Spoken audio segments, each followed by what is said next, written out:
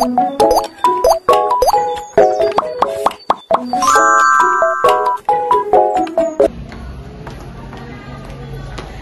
the Life as a Young Student na maraming gawain, Special Edition. Ngayon maglilibot tayo sa campus para mag-interview ng College of Computer Science. Ngayon, samahan niyo kami. Tara! Let's go!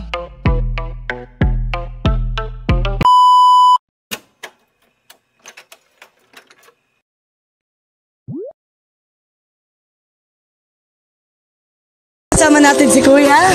AGS Kubin po. So, ano naman po yung mga experience mo po bilang student po na IT? Experience ko is madali naman siyang matutunan. Practice lang.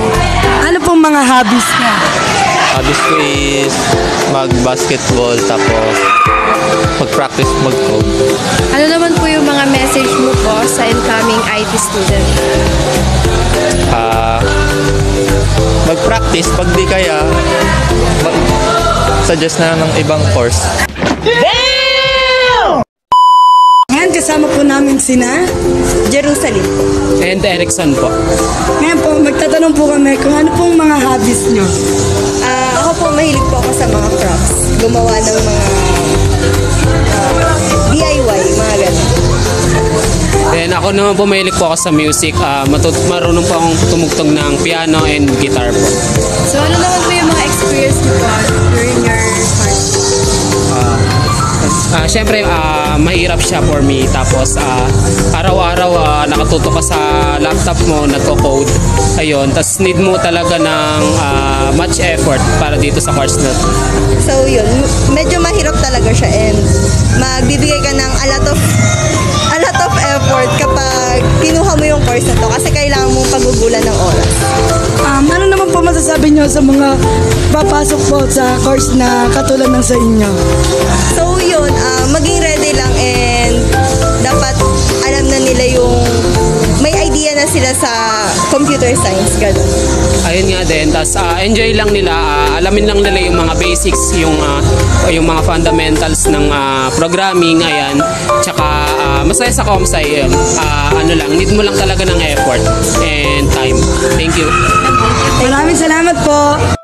In this reflection vlog, the student shares their journey as a computer science major, discussing the challenges they face and stressing the importance of consistency. They also provide guidance for incoming students, encouraging them to pursue a course they are passionate about.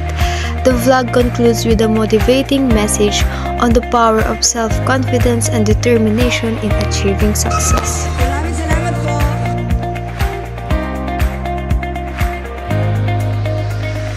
A few moments later. For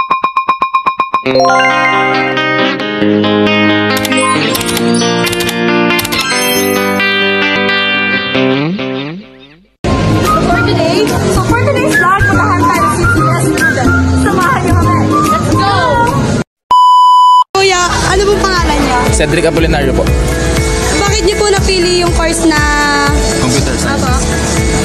Ano po, marami pong opportunity sa ibang bansa. Ano pong experience?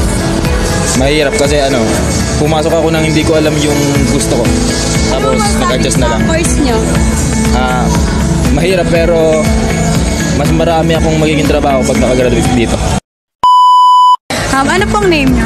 Espiritu C. Mercado de Fort. Ano pong masasabi niyo sa course na napili? Mahirap pero makakapagpayaman. Ano pong experience niyo sa course? Yung experiences ko sa course na to, depende kasi yun kung anong inaaral mo. Depende kung ang gusto mong gawin mag-animation, may course ka muna ni animation. Pero pag gusto mo yung web developing, ibang course naman yon. So, kailangan pagandaan mo yung yung specialty mo na tatahakan mo sa course na to. So, yun. Kailangan paghihirapan talaga. Oh my God! Wow! Opo kuya, ano pong pangalan nyo? Charles po. Ano pong experience nyo sa course nyo? Sa IT, as IT, mahirap siya kasi maraming coding. Tapos gagawa ka ng mga website, application. Pero masaya naman siya kapag natapos mo yung mga pinapagawa. So yun. Tapos kasi technology, hindi talaga siya natatapos. So lagi siya nag-i-innovate. So yun, okay yung course na kinuha ko. And ano pong meron yung course niyo? Anong meron siyang... What? Bro, what are you talking about, man? Ano pong meron? Sa course ko, major ko kasi ay web and mobile application development. So, nag-develop kami ng mga system, mga web-based, mga software application sa mga pwedeng cellphone, pwedeng sa PC. Yeah, boy. The College of Computer Science at Laguna State Polytechnic University provides a solid education in key areas like programming, AI, and cybersecurity. Students learn from experienced faculty, use modern labs, and gain research experience with strong job support, internships, and tech events.